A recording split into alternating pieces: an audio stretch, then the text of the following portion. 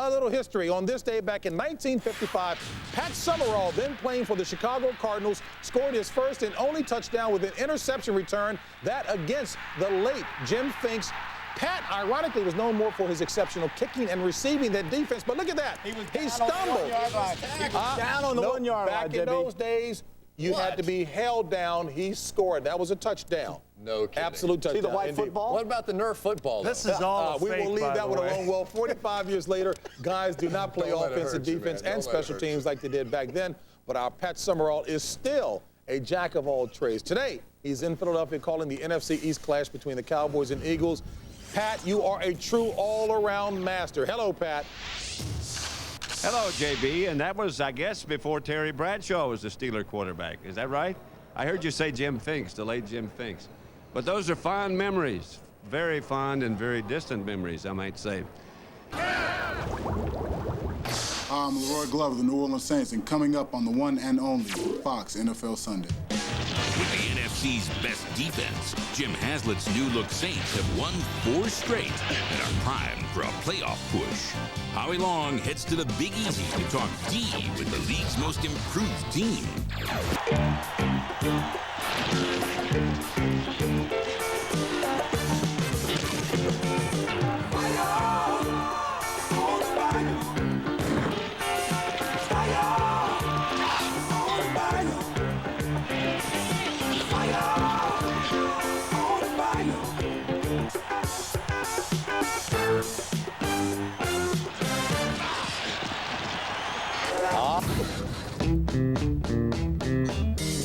Are we the names that people recognize? No. They should be, so get to know them. These no names of the NFC's top-ranked defense. And start with first-year head coach Jim Haslett. How would you describe the state of this football team when you got here? That's a good one to start with. Yeah. Kind of in disarray, a little confusion, not really sure who was really running the show, and really I didn't know who was really making the decisions last year. How has the adjustment been to having Jim in here? It's brought a lot of fire. First time I saw him, I thought he was one of the players that they signed as free agent. Well, our number one thing was let's get a quarterback. And then we worked our way around on defense. So we wanted to get a big guy. So we went out and signed Norman Hand.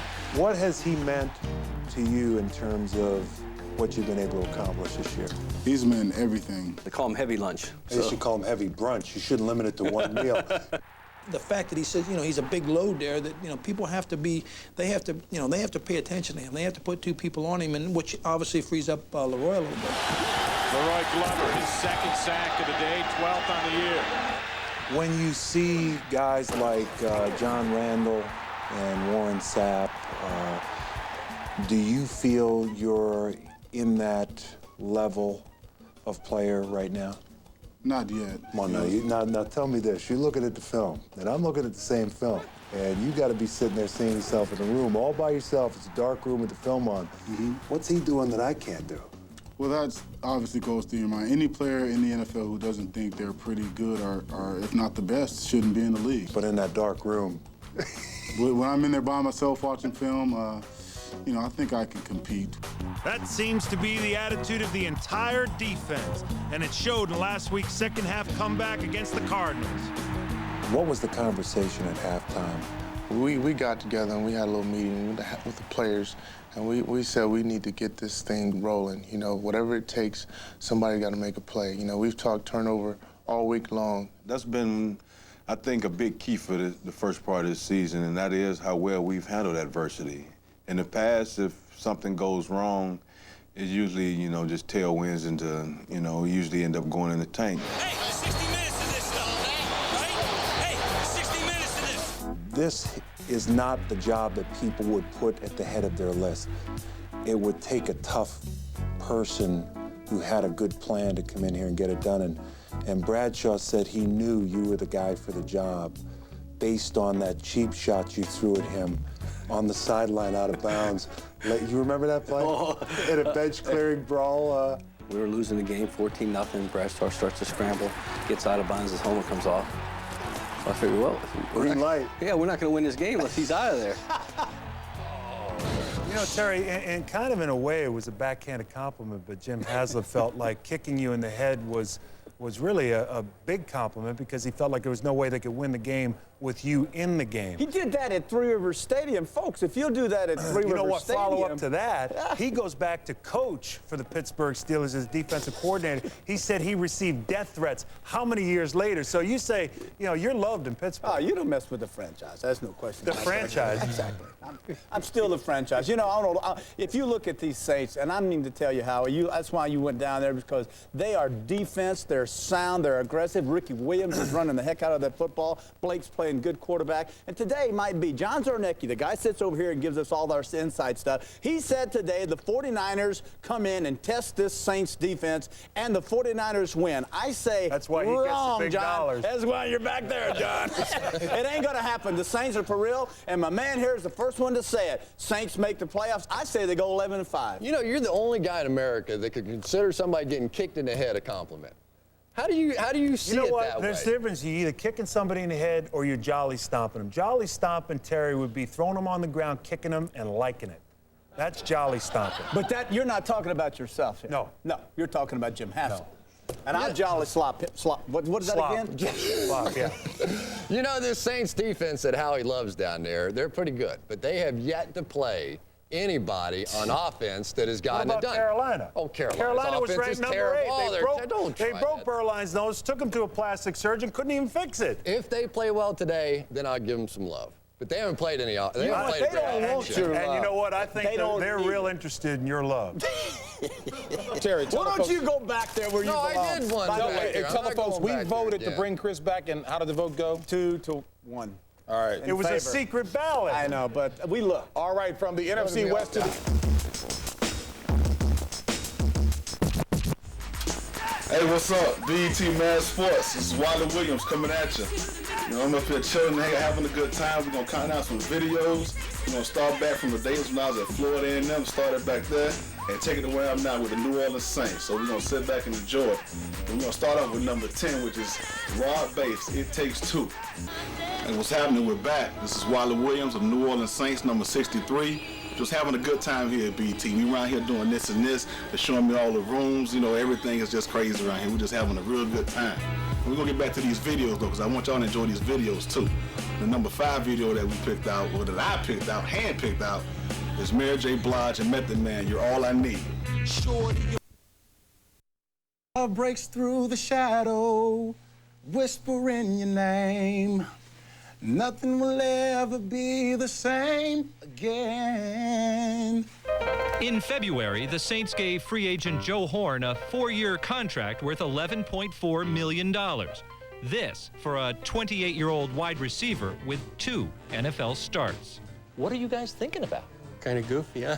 That tells you how smart and how brilliant of a genius Randy Mueller is. There was a small leap of faith, without a doubt, but we saw a lot of things on film that I believed in, that our scouts believed in, that if we gave him more opportunities, that he'd be able to produce. I believe I was worth it based on what I did. I thought it was great, but in my mind, which now, you know, in my mind, I'm thinking, was it enough? 7 years ago, Horn was out of football, washing dishes at a Mississippi Pizza Hut. In 1994, he caught on with his first of 2 Canadian Football League teams. 2 years later, he was drafted by the Kansas City Chiefs, where he was largely relegated to special teams before surfacing with the Saints. He has a sense of urgency. He knows he's been on the other side of the fence. So sometimes we wish more could go through that, you know, so that they do have an appreciation for where they're at. He had to make himself very confident. Not to the point where he's bragging, or he is very egotistical, but to the point to where he can, you know, make himself believe that he's the best. I knew in my heart that I had made it because I knew in my heart what I could do before I got here. Little do you know, sometimes a lot of kids grow out of the crack just like a rose sometimes, and I think that's what my brother told me. You're like a rose that grew out of the crack of the cement. Yeah, he's done it the hard way, but I give him credit. He's flourished. He plays hard. He likes playing a game. He talks a little too much, but that's just Joe. The long road traveled has done nothing to mute Horn's exuberant personality. It's hardly surprising that his idol is Muhammad Ali. Like Ali, Horn is flashy and deceptively tough. Did you see the replay of that? Oh, I saw it. I mean, you lived Trust it. me, my little boy showed me when I got home. He got on the air mattress and, Daddy, this how you got hit. Boom, and my little girl hit him and he would flip over. I saw, trust me, I saw the replay 1,000 times before I actually seen it on TV. Usually it's Horn who inflicts the punishment. He pays homage to Ali after every touchdown catch. You can't dance with another teammate. That's celebration. They'll fine you. You understand? I'm a box. If someone comes up and take a right, I might hit them with a right and run away because I don't want to get fined. It's just basically telling people we're not gonna stop. We're gonna keep fighting. You know, you can prepare for us how you want to prepare for us and say we're the saints of old, but we're gonna fight and we're gonna fight until it's over. Nothing will ever be the same again. He sings, he boxes. Good job, Garbs. You know, Mort, you point out. Coming up next, we'll talk with the former New Orleans great, Saints player Buford Jordan, about his annual golf celebrity tournament. Golf tournament. And, golf celebrity. And Ted Jones is here, too, for a fundraiser for the LaFawn Nursing Home set for early December. As you know, everybody is talking about the Saints these days. They've had some great couple of games. It's been a long time since we've seen that here in New Orleans. The Saints players are expected to return support by showing their support for a very special community event, the Buford Jordan Celebrity Golf Tournament. The former pro player turned community activist, Buford, joins us now, along with Ted Jones of the LaFawn Nursing Home, which benefits from the event. 8th year for this thing. Yes, it is. It's amazing. When I saw it, looking at, you know, the thing, it was amazing that it was the 8th year. And now, do you play golf? I mean, how did you get involved in this? I do play golf, and I played the first couple of years, and it kind of got to running where everybody was waiting on me, so I started being the guy that goes around and makes sure everybody's having a good time. And all this benefits the LaFawn Nursing Home. That's been something close to your heart for a long time, Ted. Quite a long time. In fact, like I said, when I talked Buford into this, he didn't think it would be he thought it was for 1 year.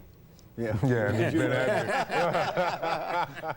I guess we'll be saying the same thing 20 years. It's pretty cool having a golf tournament named after you. I mean, that's a nice honor. Yeah, it is. It's kind of strange for me to say it like that, but you know, it really is. And it's a way to give back too. Yeah, and for the cause. You know, it's doing for people that kind of paved the way for me, and it's good to give something back for them. And now, do you get a lot of Saints players, current Saints players, come to that?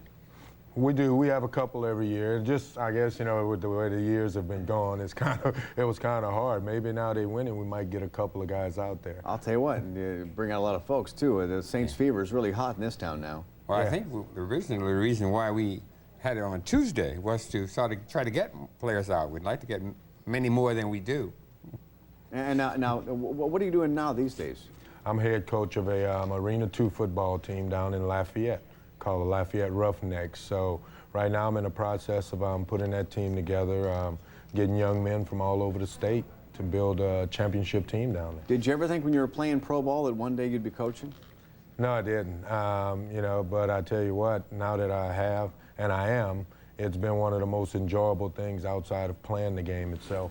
Does it make you look back at the days, and were you ever like rough on the coach when you I mean, you know, you give him a hard time, and they're going, oh, okay, now I understand why he was so. Yeah, I can kind of understand what the coaches went through listening to us at times. But hopefully I can relate to the players, kind of, I think, what Jim Haslett is doing with his team this year, and I think that's why they're having such success. And I'll tell you what, it's been a phenomenal year. I mean, are you surprised by their success this year? Well, I'm just, you know, I can't say surprised. I thought they had the talent. I'm just happy, like I said, that, you know, things are going well with Jim communicating things to the players, and I think that's the big key for those guys. And I'll tell you what, it's a rough one with Ricky, so we're all hoping that the team can keep on going. Yeah, well, then that's going to be the test of how good this team And it really is. I mean, because it seems like they have a lot more depth this year than in years past, so it shouldn't be that, I mean, it'll be a big deal, but it shouldn't be the end of it. Well, they have. You know, they do. I mean, you look at the losses they've had, you know, with Cam Cleveland and the other guys. Yeah. You'd think they were going to suffer a little bit, and in fact, they've rose to the top, and hopefully they can do this again with the injury to Ricky. All right, now, Ted, if people want to play in the golf tournament, what do you do? Well, they contact me if they need any additional information at 288-2314.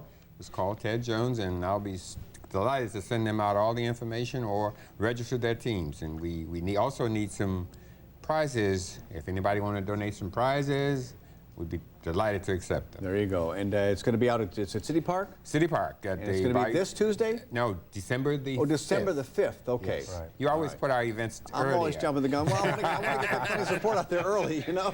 They can sit around and wait. All right, the number to call again is 288. Let's put it back on the screen one more time. 288-2314, and they'll be glad to help you out. Ought to be fun. Just to see Buford would be good. All right, man. Thanks a lot. Thank Ted, you thank you. Thank you. All right, back in the kitchen with Chef Duke in a minute, so stay right there. They were teammates on perhaps the best defense in Saints history. Pat Swilling and Vaughn Johnson were terrors on defense. Swilling sacking quarterbacks, Johnson punishing running backs. Combined with Ricky Jackson and Sam Mills, they were the heart and soul of the Dome Patrol. They're also the two newest inductees into the Saints Hall of Fame, the class of 2000. Let's meet Pat Swilling and Vaughn Johnson.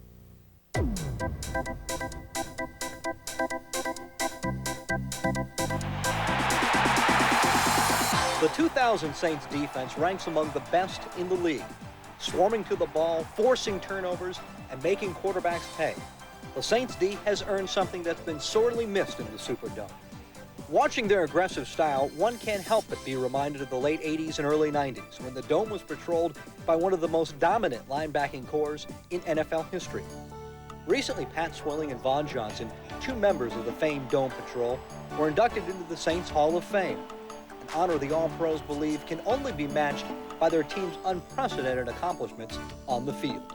I think one of the most memorable moments would definitely have to be the first winning season as a Saint. Remember that game against Pittsburgh when the defense made that big stop and we were able to win that. That's a tremendous feeling, and that has to rank high. Playing with Vaughn, Ricky, and Sam, and just that whole unit, you know, we spent a lot of time together. We were all great friends, and that made for a good defensive team and a good football team. And I had some great memories. We won the NFC West, and I think it was '91. Along with Ricky Jackson and Sam Mills, Swilling and Johnson led the franchise in winning that first and only NFC West title with a victory over the Cardinals. Now, I'll never forget, we went out and played in Arizona, won the game there, came back. There were people lined up all down Airline Highway. It was great. I think one of the best feelings I ever had. For one, it was something that hasn't been accomplished, you know, as a Saint. We knew it would finally happen, but to be there and be a part of it, I think that really brought this team together. In addition to winning a division championship, Swilling and Johnson racked up some impressive individual honors during their tenure with the Saints. In 7 seasons, Swilling went to 4 consecutive Pro Bowls, was the only Saint ever to be named Defensive Player of the Year, and had a franchise and NFL high 17 sacks in 1991. Johnson also played in 4 Pro Bowls and led the Saints in tackles 3 times. Ask them how they were so successful, they just point to one another. Pat was a lot of fun to watch, you know. Being that me and him played on the same side, I had a chance to really appreciate the way the guy played. You know, those offensive tackles over there, they had to be very conscious of Pat. And the whole offense, I mean, he has such a quick release, spin moves, very, very talented linebacker. His dominance on the inside really opened up things for me on the outside. My ability to get upfield with that quick step, make things happen. Vaughn, I knew he'd always slide outside, make those plays, and we fed off each other very well. And while Pat and Vaughn were a source of strength for each other, they have never forgotten the impact of the 12th man in the Superdome. We had it every week, and that's something I talked to Leroy Glover and Joe Johnson, those guys. Every week we came out, we had 65, 75,000.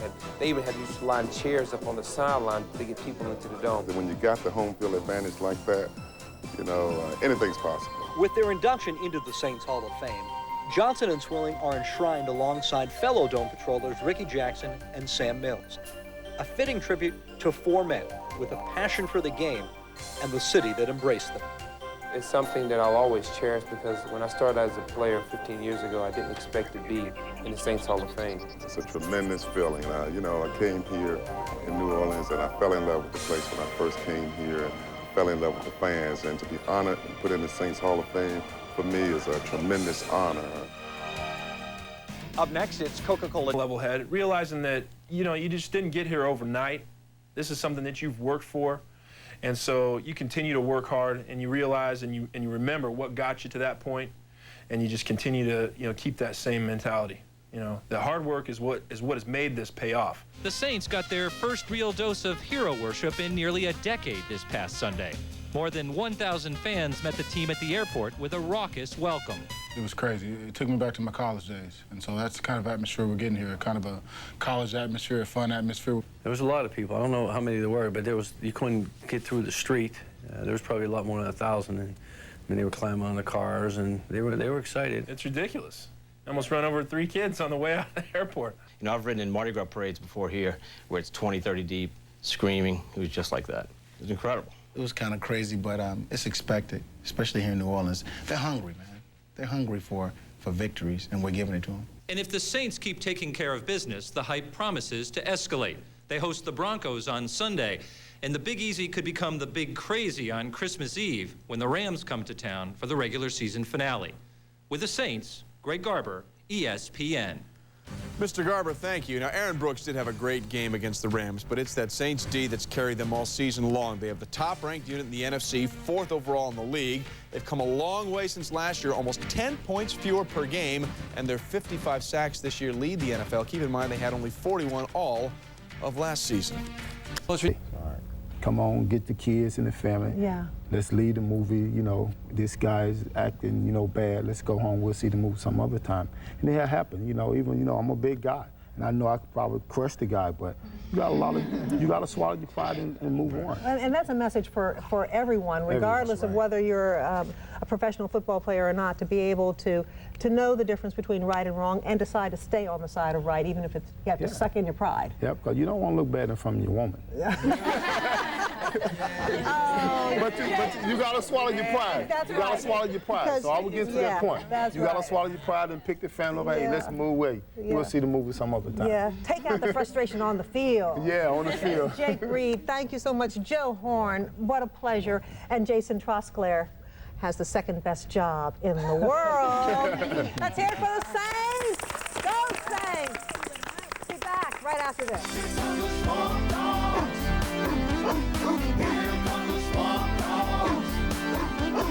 Look at the stats from last year. They're better on offense, they're better on defense, and their record's better right now. And everybody's saying this is a soft team. Mike brought his team here twice, and he went home losing, okay? Now he's in the booth, okay? Probably prefer being on a sideline. I don't think he needs to call my team soft, okay? Otherwise, he'd probably be still on the sideline. Didn't sound like it.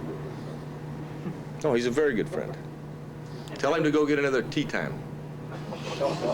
Boy, the Saints would take 3 wishes right now, and one of them that they got granted was the performance of Aaron Brooks. He's calm, he's cool, and now he is collectible. After 3 hours in St. Louis, his stock went up on and off the field. His rookie trading card was selling for 25 cents. Now you can't get your hands on it for less than $100.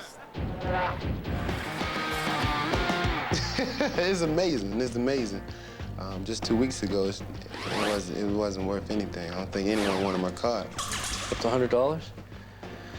Mine never went up that high, but no, that's great. I'm not buying one. But this team is buying into Aaron Brooks, and the second-year quarterback realizes what's at stake. I don't want to be the reason why we don't make the playoffs or the reason why we can't succeed.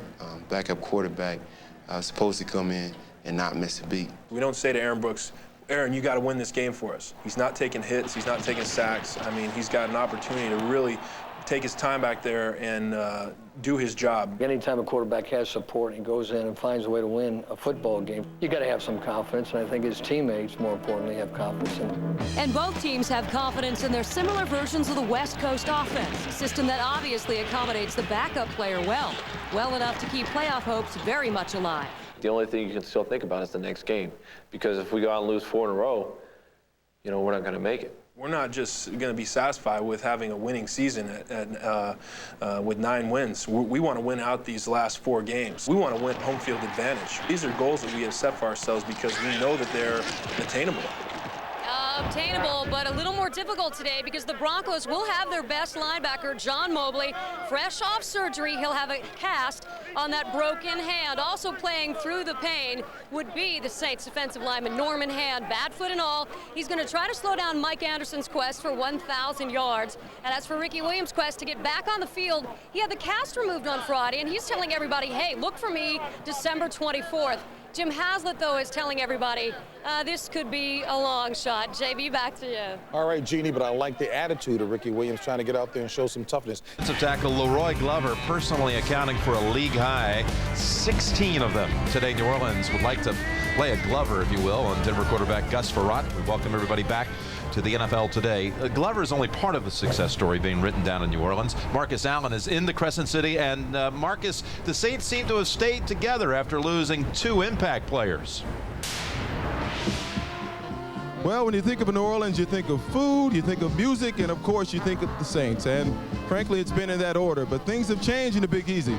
Now the Saints are the toast of the town, and they've been feasting on their opponents. And the sound of the music that you hear is an old song that's been applied to a new group of Saints that are unfamiliar. Who are those Saints making all that noise?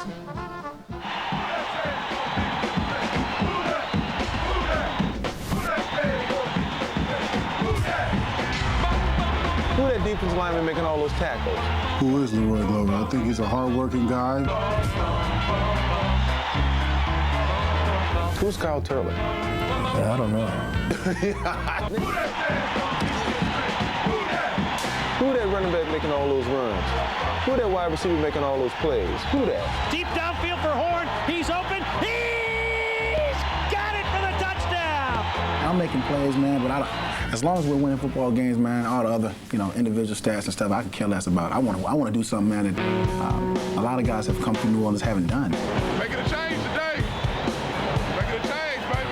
Get ready to turn the heat up. Get ready to turn the heat up on him. Our coaching staff has done a great job of a game plan and scheming for what we have. Ricky goes down, we go with 2 backs. We use them different ways. Jeff goes down, we bring Aaron in, we use Aaron in different ways.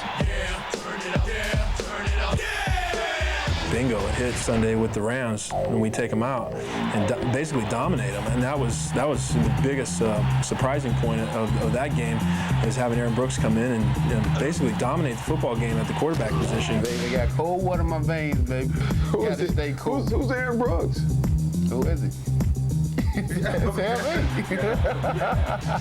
guys remind me a lot of last year's Rams. Do you guys see the same thing happening? Strong possibility, but I don't think of it. As bad as I want to think about it, I try not to, if that makes any sense. I try not to. What goes on inside his locker room, and people outside, I wonder what they're doing or how they win, is it luck or whatever, but man, we got some chemistry going on. We care about each other, It's amazing, man. Oh, y'all better believe and recognize we for real. We for real. Guys are just going out having fun, competing, defensively flying to the ball, trying to hit people. I mean, those are keys to a successful ball club, whether they know who they are or not. You should have heard about guys like Leroy Glover and Joe Johnson the past couple years, but we haven't won any football games. And now you're starting to hear about them because we're winning.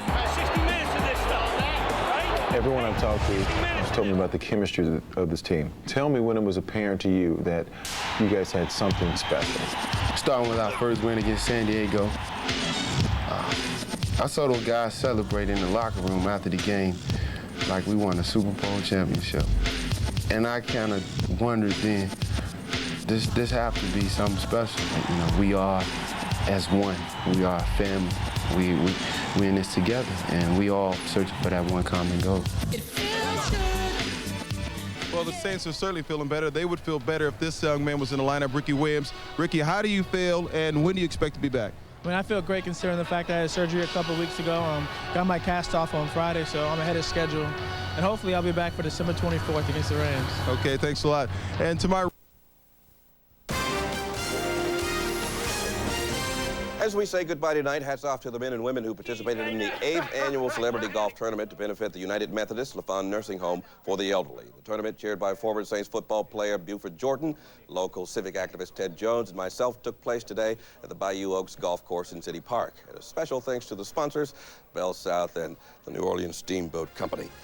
They're colorful and even sometimes they're a little bit crazy. They're the best in the NFL. They're die-hard Saints fans, and 2 of them join us here today.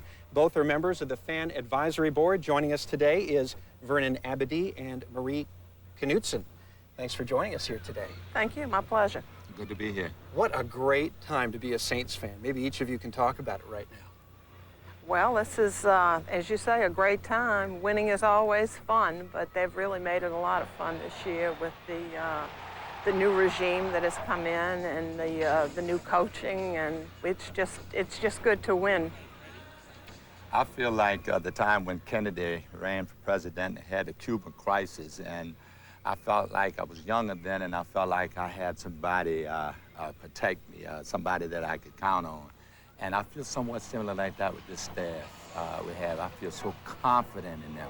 Talk about also being members of the Fan Advisory Board, and maybe each of you can specifically talk about your involvement with that and what kind of suggestions that you have, and maybe if you've seen some of those things come to pass. Yeah, we have. We've met twice so far, and they do really take into consideration what we have to say. Of course, we don't have anything to say about coaching or about draft selections or anything. Maybe next year we may work on that.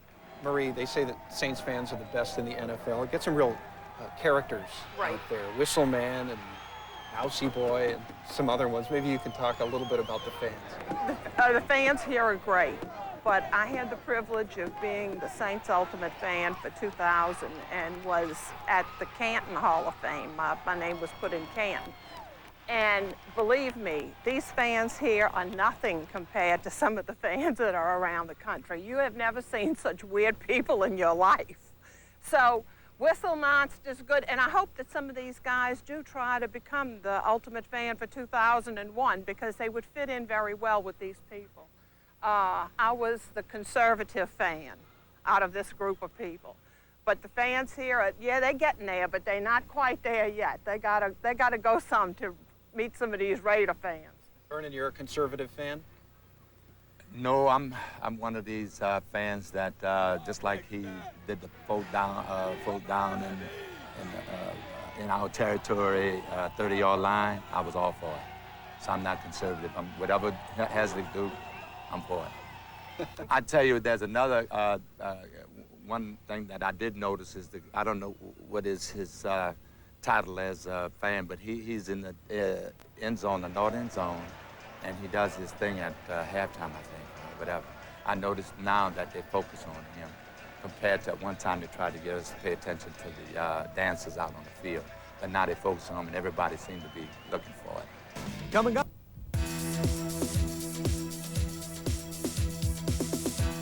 Camp Thibodeau. Not only did it succeed in bringing Saints training camp back to New Orleans, it forged a relationship with a community that has embraced the team all year long. A perfect example, the Canadas Junior Saints Kids Club, sponsored by Canadas Supermarket. Having them in New Orleans for all these years and now being able to say, hey, this is their off-season sort of training camp area makes us, I don't know, it kind of develops a little bit more of a personal relationship. A relationship that brought hundreds of parents and children to Canadas to register for the club and meet Kids Club spokesman, defensive back Sammy Knight. Sammy was an easy lock. We went up to Sammy, approached him with it, and he was all over it, and it's been really, really good for the program. We learn a lot from children. Not only do we teach them a lot, but we learn a lot from children also. And it just brings you back to, I remember being young and coming up, and we had the Los Angeles Lakers where I was from, and you know, getting autographs from Magic Johnson and other players like that, and it was a big inspiration to me, so you know, I only want to extend the same courtesy. In addition to an autograph from Sammy, Kids Club members receive lots of other perks, proving that membership does have its privileges. They enjoy all the trinkets and stickers and tattoos, and they can bring it to school and show their friends and compare and so forth. It's sort of like the old Pokemon routine, I guess. But the most coveted item is by far this commemorative collectible Kids Club bear. See, here's the bear. I got him to sign the bear. Judging from the reactions of both the kids and the parents at the Canadas event, the Kids Club is a hit with fans of all ages. There's a tremendous excitement, not only among the kids, but the parents as well. Visiting someone who joined him at the bar the very first year, Saints owner Tom Benson. It was 1985. The Saints had been in New Orleans for 18 years without a winning season. Bum Phillips was the coach, Dave Wilson the quarterback, and a car dealer named Tom Benson plunked down $70 million and drove off with the team. Well, nobody can feel any better than I do right now, I'll tell you. All brand new, strong and ready to win for you. Here Saints fever began to burn once again. They had a new song, a new quarterback named Bobby Hebert, and a coach with a new attitude. We're going to try to reward you this year a whole lot better than you've been rewarded before. Hopes were high for the Saints in 1985, but fear was rising too about a growing problem in New Orleans and around the country, drinking and driving. That year, the National Highway Traffic Safety Administration reported nearly 23,000 Americans were killed in accidents where alcohol was a factor. At Eyewitness News, the decision was made to ask a dozen celebrities and community leaders to talk about the problem and provide recipes for festive holiday drinks that do not contain alcohol. So we turned to the brand new owner of the Saints in the first year of 12 for the Road. Growing up in New Orleans, Tom and Grace Benson were exposed early to the city's carefree, have a good time, have another drink atmosphere.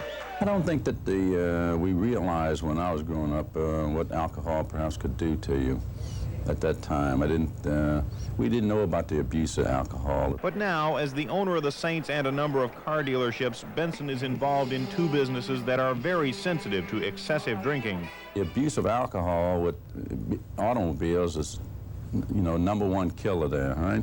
And then the Saints have to represent the people. The Bensons have a crowded calendar this Christmas party season, and they enjoy a few drinks, but the emphasis is on few. Grace and I have had to learn how to say no, or maybe not drink at all. Sometimes she's better at doing that than I am, too. I want to let you know. With insistent hosts, Grace Benson tries to be as tactful as possible. Thank you, but I really don't care for any, or I feel that it upsets me. I've had enough alcohol, or I just don't want alcohol. And we would hope that some of this will be available to us, too, when we go.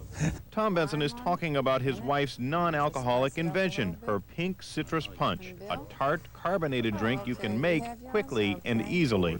We start off with a nice punch bowl, and then we fill it with ice. To make it, just combine orange juice, lemon juice, club soda, grenadine, and sugar to taste. You can use a sugar substitute if you want, then garnish any way you like.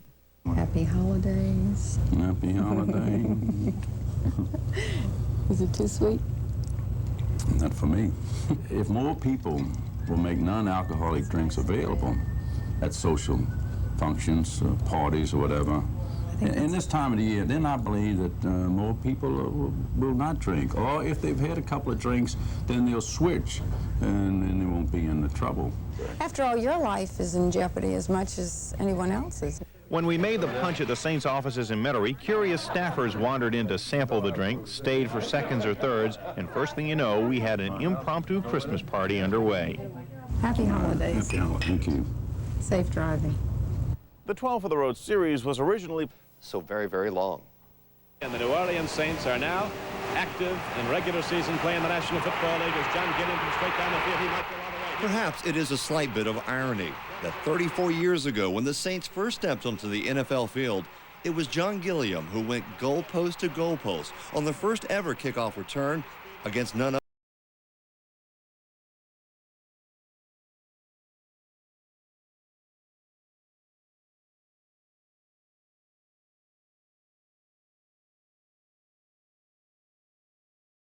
But they did appear. Few reached higher than the classic 63-yard field goal by Tom Dempsey to win the game in the waning seconds. And then there was the Wrangley kid from Drew, Mississippi, the quarterback who would give fans a reason to hold their heads high, who would become the city's own adored son. Throughout the years, fans still grasped tightly to their team and the belief that football glory was almost in their grasp. What appears now to have finally come, if for only a brief moment, at least it has finally arrived. Record every minute, every day. Shaq, Wiley, Jay Kurtz, B. Lack, Jay Taylor. It's on. Show me something.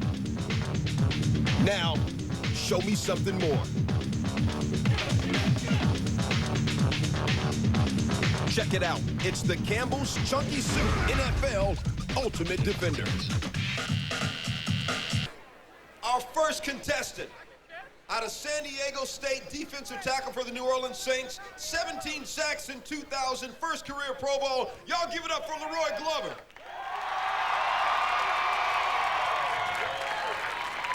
Leroy Glover. Going down the line here. Oh, low dummy's a tough one. It's got to be tougher for the guys who've never ever done this, isn't it? Yeah, the key here now, they got to drive this sled straight. It can't turn. That's a good drive there by Leroy. Leroy Glover in the power drive. It's 19.10 seconds.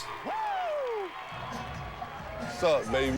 All right, Leroy, first time you've been at this event, you get to start the whole thing off. A little nerve-wracking? I guess I got to be the rabbit today. These guys didn't want to do it, so they threw me out in the fire a little bit. Anything catch you by surprise out there? Better get in shape. All right, get yourself together, man. I just had a big lunch. Obviously. Leroy Glover in the fumble recovery. He came in last in the first event. He's got to try and make up some time. And he goes diving into the pile, looking for the fumble. It's a great point of view camera right there.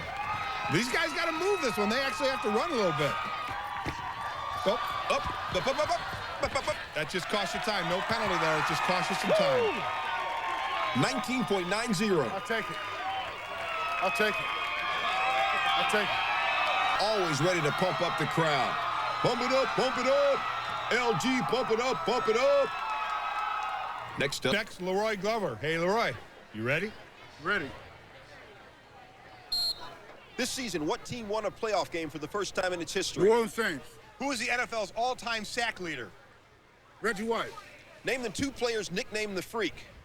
Javon Curse and Leroy Glover. Randy Moss. Name the only team to finish the season undefeated. Miami Dolphins, 72. The Tennessee Titans were formerly what team? Houston Oilers. What defensive lineman coined the word sack? Deacon Jones. This year, what wideout set a record with 20 catches in a game? Terrell Owens. What team was nicknamed? How many I get? 6. 6? I'll take it. I'll take it. That's that San Diego State education right there. Straight football. When they're out there, it's pretty much war for us. That's our mentality. We don't want to talk to you. We don't want to be friends with you for that 60 minutes of football. It's a battle. That was big right there, fellas. Yeah, that was big. Way to suck it up down The there. first play is huge for me. That first contact kind of sets the tone for the rest of the ball game. If you completely dominate a guy the first play of the game, you got him. You know, if he comes out and he takes it to you a little bit, you know you got a fight in your hands. And so that's kind of what I look for. What he's looking at now, 365. 2. They're serious now. A lot of technique. Got to push the weight back toward his head a little bit. Just a little hitch, but a very good lift for Glover. Now Warren's turn. You check it out. Oh, okay. Little intimidation here, little intimidation there. Now Warren. And take it back. Oh, wow. That was smoother than what he did at 365. I have lockout. I have lockout. For the sake of some New Orleans Saints pride, who's going to put 400 pounds on his bad boy? 405. 405 pounds. You gotta love this dude. Playing to the crowd, 405 pounds on the incline bench. And this actually is the type of exercise that the defensive lineman and offensive lineman use on the field. This is the motion. He said he wanted to give him a show. Here he goes. Is he an explosion? Oh, drive it, big man. Are you kidding me? Are you kidding me? That's scary strong right there. Even Derek Brooks giving him some love. Woo! Shut it down. You still, now you do have the lead going into to the last event. Feel pretty comfortable there? That's where I wanted to be going into it. All right, congrats. Thanks. Roy, you win it at 380, and then to give the crowd a little love, you go up to 405 and pop that up. That was phenomenal. Yeah, I mean, these people pay good money to see a show, to see the stars perform, and that's what we wanted to give them. Now going into the last event, we really got to put on a show. I think 405 is pretty much Leroy Glover currently in third place. Put himself in a great position after the win in the weightlifting. Now let's see if he can make some time here. Right there in. Oh, yes, we've got some people in the kitchen for us. Rich Motti.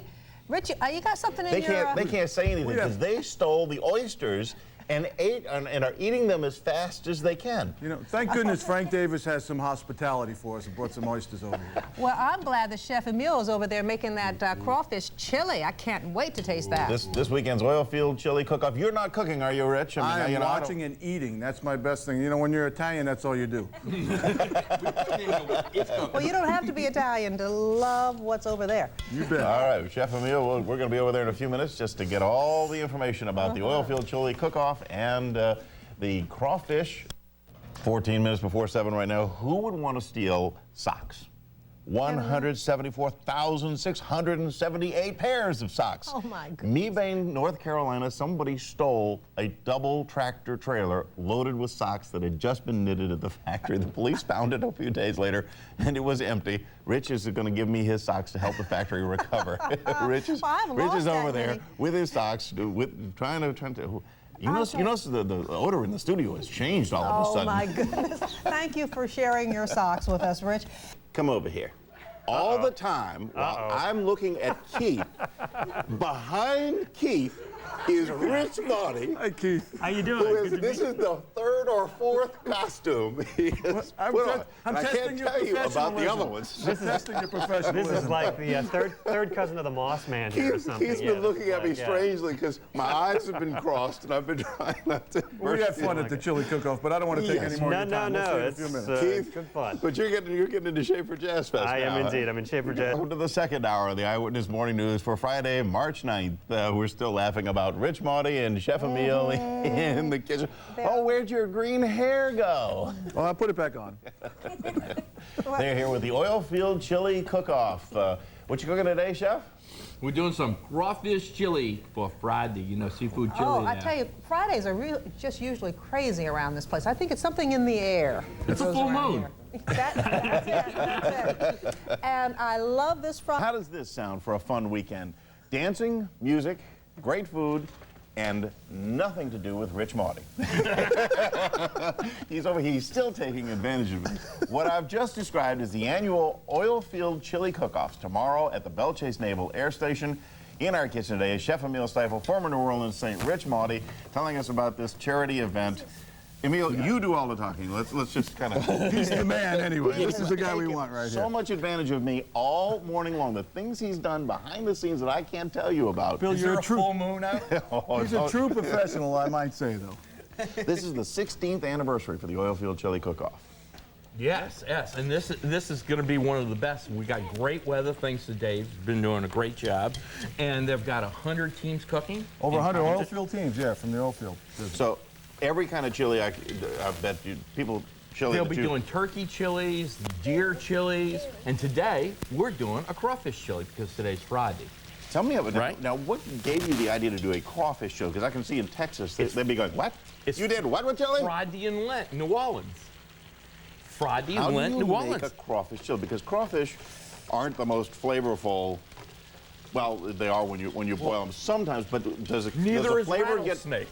You know, in Texas they do rattlesnake chili. That's true. But so what we're doing here in New Orleans is doing a crawfish chili for Lent. Okay, so what we're doing is we've taken some onions and we've cooked down some maize. This is corn flour that you make tortillas with and tamales with, and we've added this as a roux. All right, with our onions and our tomatoes, we're gonna add in some black olives into here. And we're gonna add in some jalapenos into here. Oh yeah, baby, go ahead, add your oyster. Come on, you add your oysters into there. We got some, yeah, go ahead, add that. We got some dried tomatoes. We got your chili in there. All right, and then we're gonna add some corn in there. At some point, I gotta leave, you know. Yeah. Look at that. I'm superfluous here. You hear this one over here going, ooh, huh? Good stuff. Bill knows what he's doing. And then we're gonna add in our crawfish in here, all right? And then we're gonna add in our chili. We got some dark chili powder. We got some light chili powder. We got some cumin. What makes a great chili? When you're talking, measure. Oh, I know you measured real well. Measure everything. Emil makes a great chili. Very good line. Actually, we're doing the house chili. The house chili. In other words, we have a giant 100-gallon pot. and we'll cook up the house chili, the chili representative of the association. Now, tell me a little bit about the reasons why they do the oil-filled chili cook-off. Well, originally, oil-filled chili cookers, they have a certain recipe that you have to follow, so Emil is immediately eliminated out of this thing. But they have a certain recipe they follow. We have judges that do it. But it's the oil-field started this as a camaraderie and a business kind of meeting thing, and they give all the money that they raise, and it's gotten to be a big thing. Giving all the money to local charities. The Naval Air Base gets a good portion of it. They put on the show for us, and it's just a wonderful deal. They have rides for the kids, and it's $7 to get in. Anybody under 12 gets in for free, so I'm in. And they have music and dancing. It's just a great party and a great fun day. And the weather, as Emil said, Dave did a great job. Over 15 years, you've given $350,000 to local charities through the oil-field chili cook-off. And real quick, who's doing the cooking over there? The chips? Oh, me? Yeah. The boy. This is the boy. He's my son. he suddenly got catatonic. He's my son, Emil the Fourth. Doing homemade chips for you. Dad taught you how to do chips? And to stand back real quick, too. It's really easy. You just, cut up some corn tortillas. Stick them in. Yeah.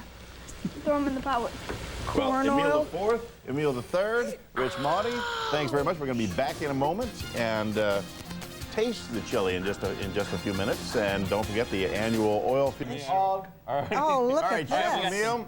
Crawfish, and we added some oysters, of course. This is crawfish and oyster chili. Ooh, All right. yeah. We got Some some good chips eating. here to I guess try a it fork off. would be too much to ask for. No, Oh, you chips. chips. Cheers. We have Like chips. this. Wow, it's like a dip chili. That's how you do it. Well, I don't know. In Texas, the way we eat it, Tell us we a little don't. bit about the oil-filled chili cook-off Oil-filled tomorrow. chili cook-off tomorrow. Public's open to the public at 11 o'clock in the morning. It's $7 to get in. Children under 12 for nothing. There's a band. There's rides for the kids. You'll have dancing. All the chili you can eat. Emil's going to have public chili, and you'll taste the greatest chili in the world. 100 different chefs cooking chili out there. Oh. They're going to have turkey chili. They're going to have all sorts of beef and Wonderful. You can bring in whatever meat you want in order to cook. Yeah, right. And Rich, we thank you so much for being here, Chef Emil, and bringing your son in here. Thank you so much. Yeah. And have a great day tomorrow. And right now, Rich, cut it out. Enjoy the great Irma Thomas, everyone. You're terrible. You're so sweet. You're so nice. Am I in heaven? Am I in paradise? Am I dreaming? Or is it real? This sensation that I feel. If I'm not dreaming and I'm really here with you, then you must be my dream come true. And love don't get better, don't get better than this. No, love don't get better, it don't get better than this. So tell me, is it true? Am I really here making love with you? Are you a figment of my imagination? I never before have I felt such a sensation. Ooh, baby, you're so good for me. You show me how love is supposed to be. And love don't get better, it don't get better than this. No, love don't get better, don't get no better than this. What can I say except you are the best? You're all I need, you stand out from all the rest. And love don't get better, it don't get better than this. No, love don't get better, don't get no better than this.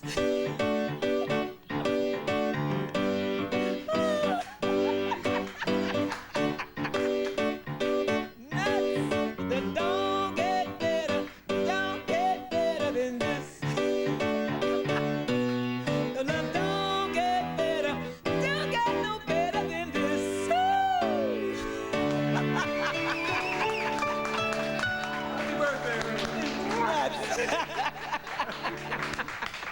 Happy birthday, singing with tortillas. I mean, this is it. This is it. What can I say? All right, those of you who have watched the Washington Redskins triumph again and push their record to 4-2 by downing the Indianapolis Colts, you're well aware that the Chicago Bears not only won a game today, but Walter Payton surpassed the all-time rushing record by the great Jimmy Brown. Walter thus becomes the NFL's all-time leading rusher. He is now standing by with us live from Soldier Field, hooked up to the public address system. Walter, this is Brent Musburger in Chicago. Congratulations on your marvelous accomplishment today in Soldier Field in Chicago. Well, thank you, Brett. It means a lot to me today because not only did the offensive line play as hard as they could, but we also put points on the board, what we've been trying to do. The win is the key thing. Walter, you have been downplaying this record now for some time, but does it mean more to you personally now that you have accomplished it? Can you comment on what it means after you've surpassed it? Well, Brett, to tell you the truth, I get more out of chasing as opposed to obtaining. And as far as passing Jim's Brown mark, you know, it's unfortunate that it has to happen, but that's the way records are made to be broken. My goal is set on 15-5. All right, now, Walter, how many more years do you plan on playing for the Bears in Chicago? What are your goals? Well, I would like to continue to play for the Chicago Bears as long as I'm productive. And when it gets to the point that I'm not, then I'm going to step down. Walter, we are now going to roll your record run out of New York. It, of course, was the second play from scrimmage in the third quarter. Were you as eager as we were to get it over with here? I tell you, before the game, I thought last week I was nervous, but this week it was even more so because, you know, they were keying on me and everybody's watching you. And, you know, it's not like that you could be out there amongst everybody and do things and get away with it. Everybody's eyes were on me. All right, Walter, and of course, I know the victory is so important. I must ask you one more question in conclusion. What will the Cubs do this afternoon in San Diego? Well, since we got a victory here, it's inevitable that the Cubs will beat San Diego. I say the score would probably be 3-1, favor the Cubs. All right, Walter, he has turned on that crowd in Soldier Field. Congratulations. What a performer he is. And, Irv, I know that you know him as well as anybody, and you were pulling for him hard today. Well, you know, Brent, he told me that the term of his contract right now is 2 more playing seasons because he has some deferred money, but he's going to play at least 2 more years for the Bears. So every time he carries that ball, that record's going to go out of sight. Jimmy the Greek, is there any chance that anybody in the immediate future will catch Walter Payton? Will this mark stand now the test of time? How do you look at it? I'll tell you, he's got a contract with the Bears for 40 years, by the way. I don't know if anybody knows that. This kid will probably now make definitely some presence to his offensive line. You watch and see for services rendered. Well, he should, because they did a job for him. Nobody's going to pass him, Brent. The NFL Today continues on CBS in just a moment.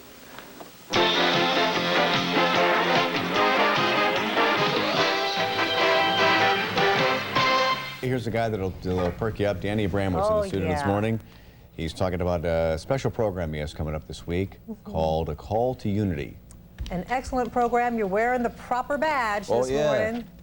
I know you guys rough around here. Is this the way you have it all the time? Sure.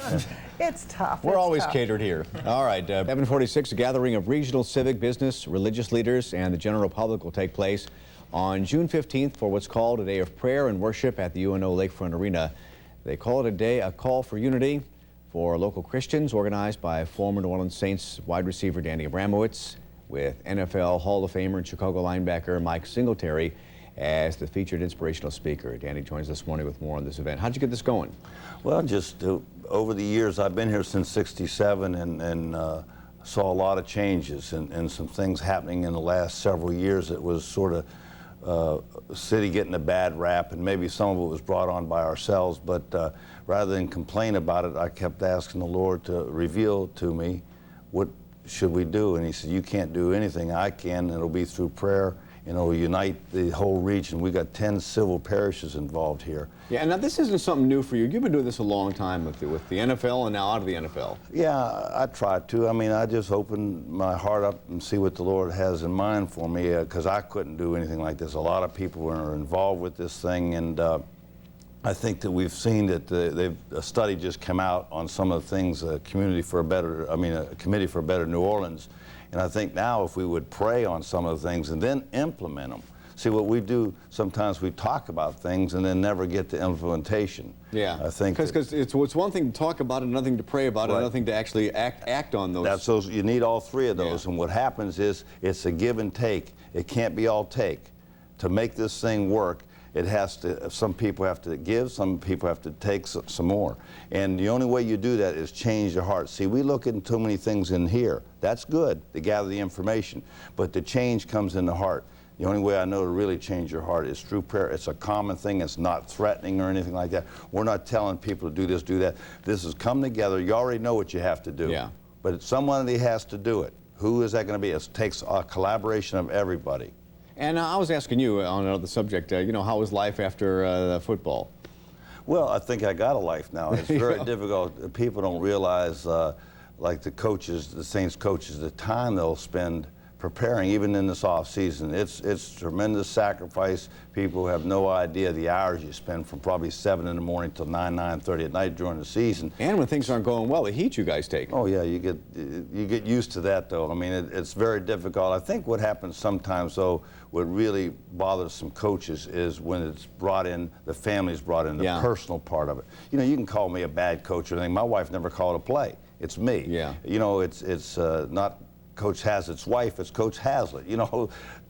And coaches are willing to accept, you know, verbal abuse to themselves, if that's what it is, but not to the family. The family didn't do anything. And people take it real seriously. Very seriously, but some of them think because they buy that ticket that gives them the right to say or do anything, and that's not right. Yeah, you got 70,000 coaches in the Superdome every week, you know. A lot of them. And now what's your take on this current negotiations with the Saints in the state? I think it's going to work out. People don't realize Tom Benson, I think, really cares about this state. I think a lot of owners would have been gone by now. I think he wants to do something. I think the state wants to do something. I think it's going to all come together, and the Saints are going to be here. And you see both sides, because I mean, the NFL's become a huge business, and it's a lot more valuable of a team now than it was when he bought it. Well, another thing is it's not like, oh, they're proposing a stadium in these other places. They're doing them in other places, but this is a unique place. Every place is a little unique. You know, New York and Chicago is one market. When you start talking about New Orleans, you're talking about a different type of a market,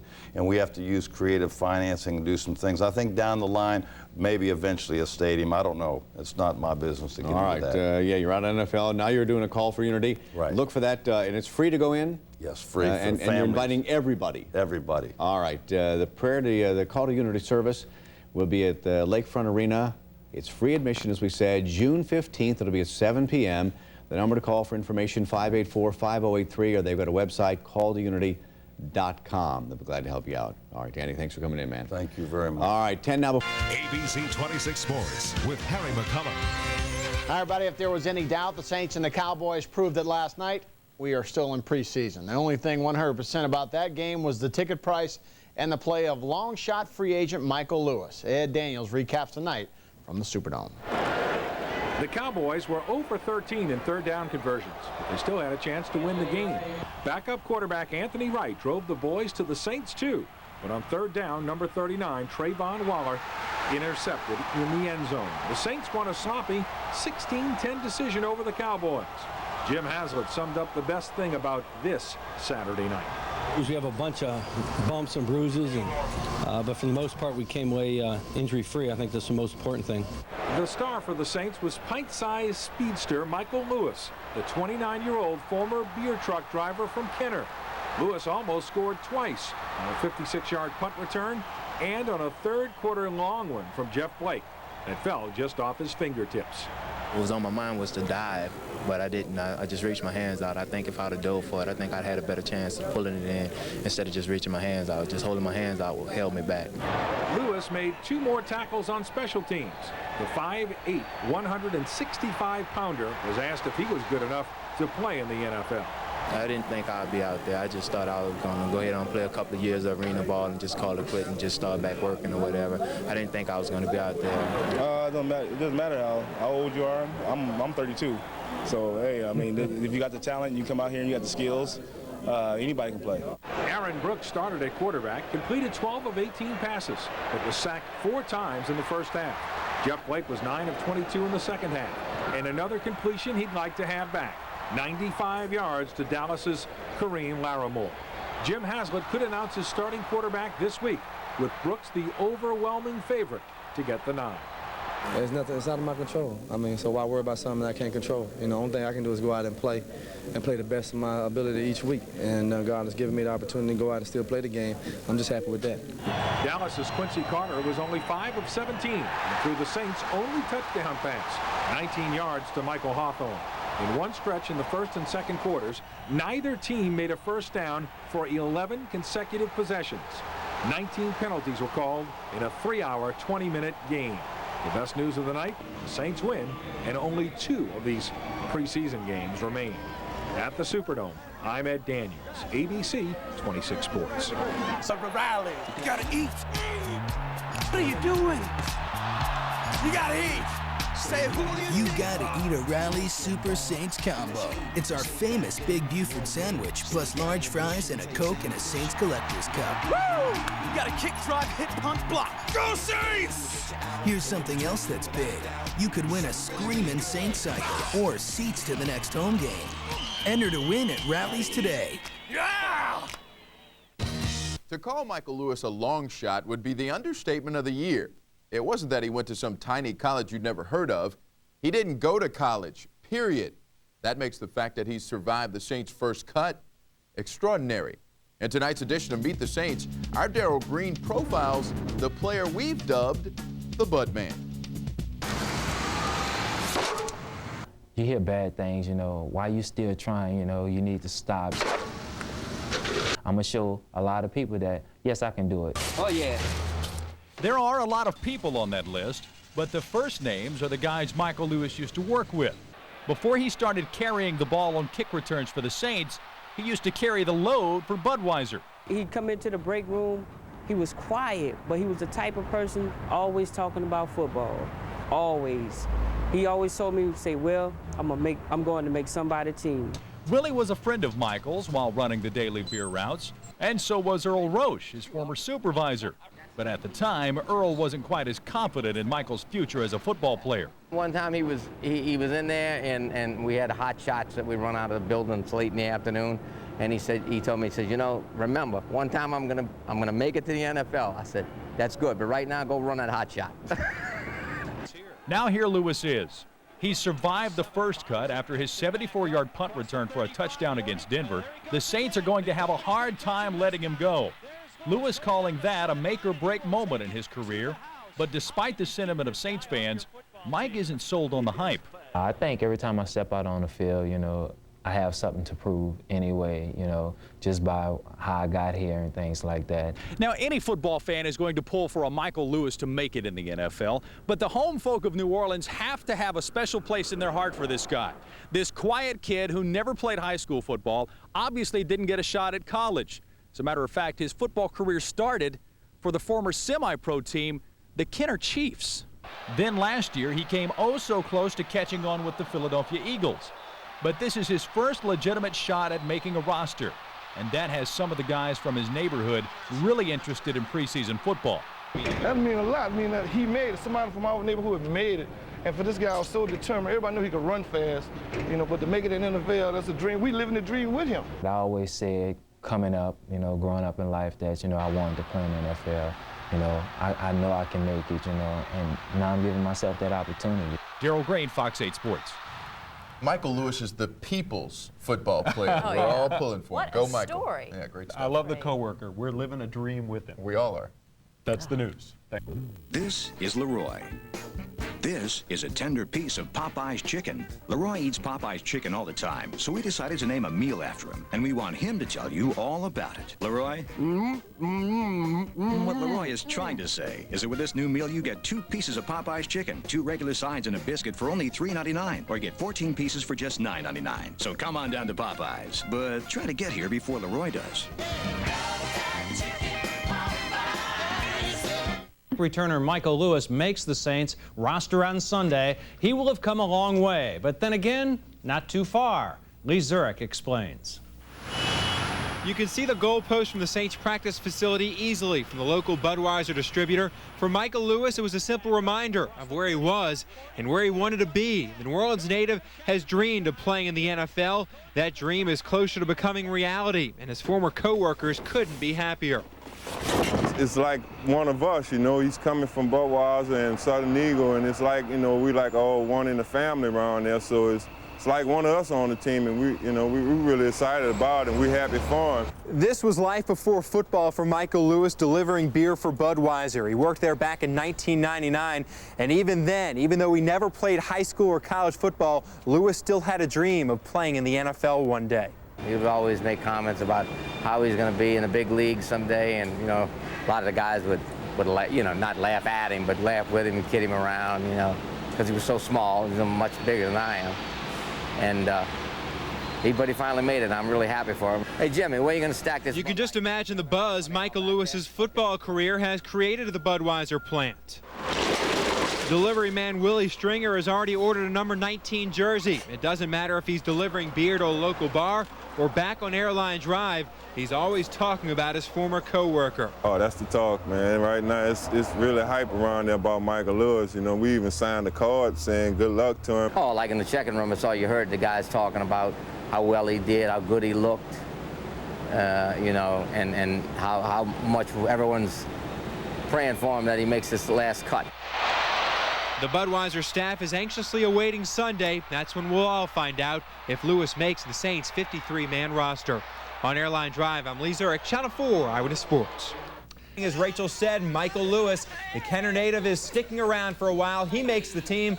Michael, some family and friends, look at them. They're celebrating tonight out at Hooters in Metairie. What a story this guy has. A former Budweiser truck driver, never played football in high school or college, but earned a spot on the Saints roster with standout play on special teams.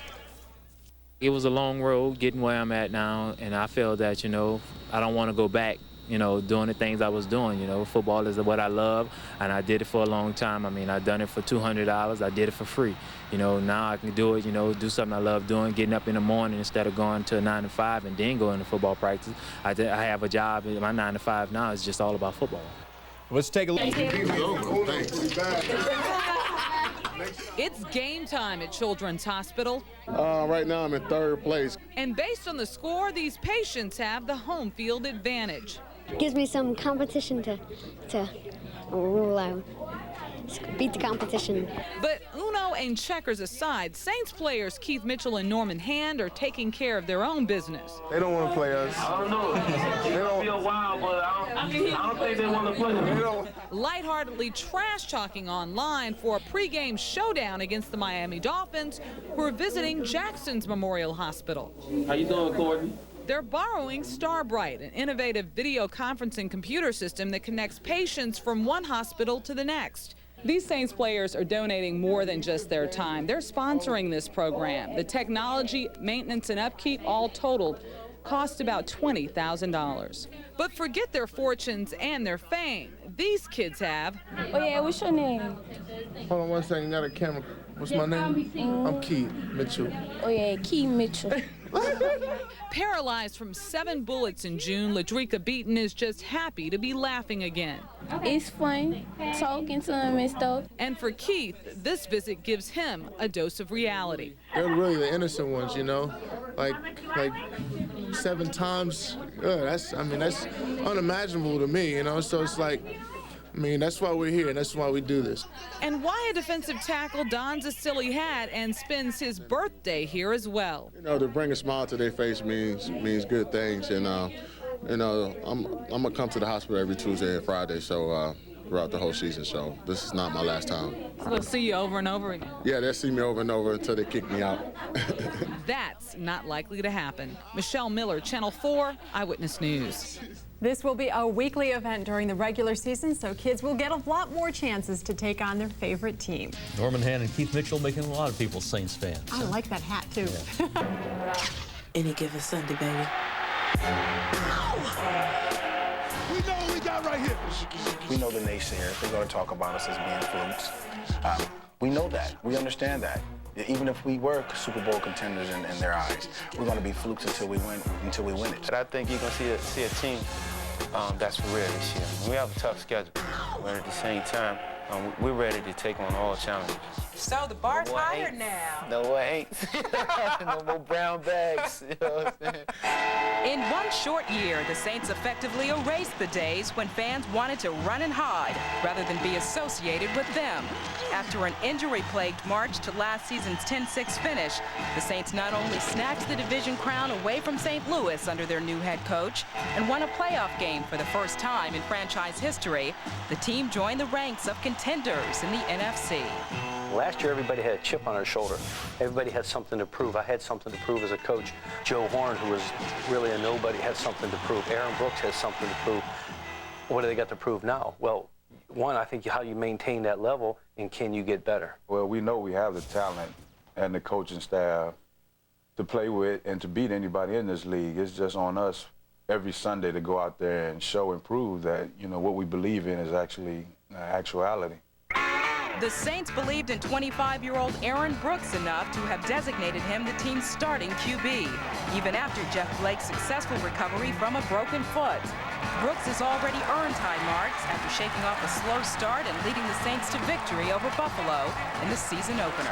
Just telling the guys, I'm seeing some things that I didn't usually hear from Aaron. And I looked in his eyes and I seen the leadership. I seen the Jeff Blake of last year in his eyes, leadership-wise. And I knew right then Aaron had grew up and he was ready to play. I love being on the spotlight. You know, critique me, look at me, you know, judge me every game. And afterwards tell me what you think. And so I go back and correct and look even better. And he'll have help, too.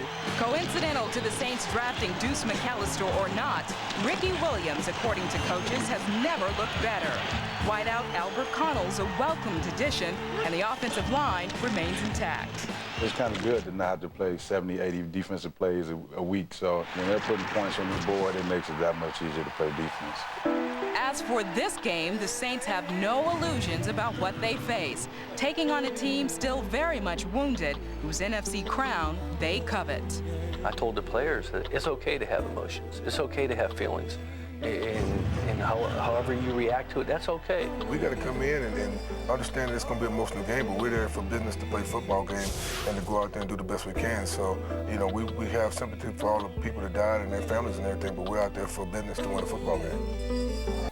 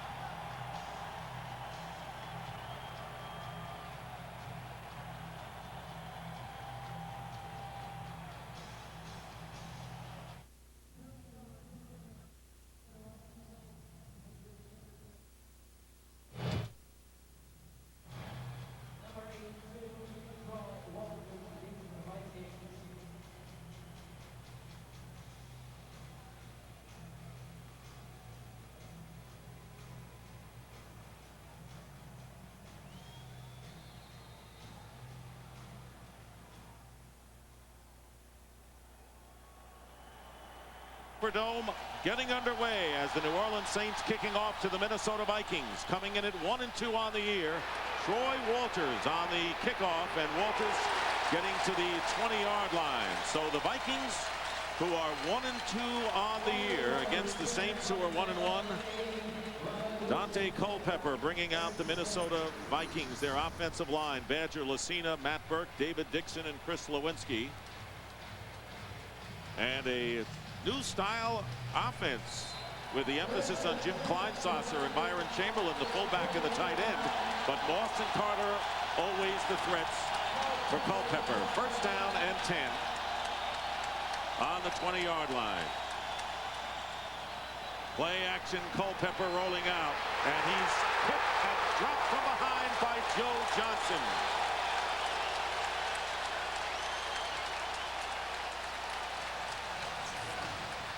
Here's Joe Johnson right here at the bottom of your screen. This is a matchup we will watch today. You have two new tackles in at the Minnesota Vikings offensive line, and Joe Johnson is one of the best pass rushers in the league right now. They will try to get him help with Michael Bennett right there or Byron Chamberlain, the tight end, but they have to know where he is every snap. 5th sack of the year for Joe Johnson and a loss of 7 yards. So second down and 17. Back on the 13, and out of the shotgun is Culpepper. Culpepper with a pass complete underneath to Chris Carter and a gain of 2 yards. The defensive unit, you saw Keith Mitchell, the linebacker, on the tackle, and the New Orleans defensive line, one of the best, with Johnson, Glover, Hand, and Howard. Clemens in the middle and Darren Smith on the outside, joining Keith Mitchell, and the secondary with Fred Thomas and Kevin Mathis at the corners, and 2 ex-Seahawks at the safeties in Sammy Knight and Jay Bellamy. You know, the one thing that this offense is wanting to try to avoid coming into this ball game is that they don't want to be in long down situations. Their first third down here, and they're looking at 3rd and 13. 3 wide receivers, and now a timeout is called as Culpepper going to the sideline. Last week the Vikings were much better in the 3rd down conversions than they were in their first 2 games when they lost to Carolina and at Chicago, coming off a big win at home against Tampa Bay when they squeezed by 20-16 on a long drive at the finish. Yeah, it was a big win for them last week against Tampa Bay, in a game that they really felt like they had to win. But this is also a game that they feel like they have to win, and it doesn't get any easier as you move along, especially when you start out 0-2 on your season. And this is a great matchup between two divisional games, and you look at the Saints and what they're going to try to accomplish today. And if you're going to be a good football team in this league, these are the games that you have to win. And Moose, the Saints have something to prove too, coming off the loss to the Giants on the road last week after a 21-day layoff. They're 1-1, but these are the kind of teams they have to beat. They absolutely have to beat quality opponents, and last week they had an opportunity with the New York Giants, and they did not do that. But a lot of those problems they had last week were within their control. They had a lot of penalties, a lot of things that Jim Haslett isn't able to work with on the practice field, but things that they have to address this afternoon. So Moose Johnston and Troy Aikman with me, Dick Stockton, here in the booth. 3rd down and 14. And here is Culpepper in the pocket, loses the ball, and then covers up.